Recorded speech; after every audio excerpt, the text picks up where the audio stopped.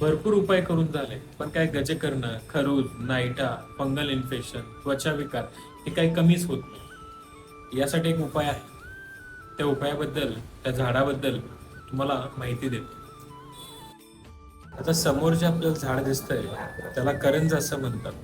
या करंजाचा त्वचा विकार, फंगल इन्फेक्शन, खरूज, नायटा, गजकर्ण याच्यामध्ये खूप चांगल्या प्रकारे उपयोग आहे. शास्त्रामध्ये कृमिघ्न, कंडुघ्न आणि कुष्ठघ्न असं याचं वर्णन आलेलं आहे. प्रामुख्यानं करंजाच्या मूळ, पाने, बिया आणि फुलांचा उपयोग केला जातो.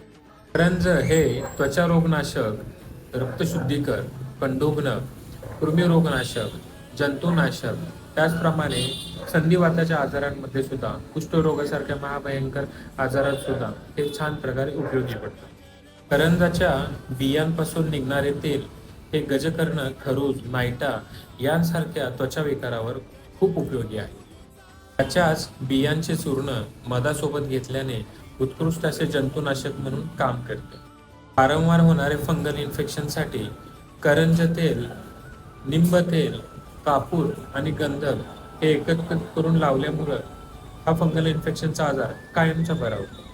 करंजाची पाने हे पाण्यात उकळून त्याचा आंघोळीसाठी वापर केल्याने सांध्यांचं दुखणं, शरीराचं दुखणं हे बऱ्यापैकी कमी होतं. करंजाची फुले घेऊन ती दह्यामध्ये व्यवस्थित मिक्स करून त्याचं लेपन तुम्ही शरीरावर केलं किंवा शरीराला लावलं तर येणारी खाज, शरीरावर सुटणारी खाज ही पूर्णपणे जाते.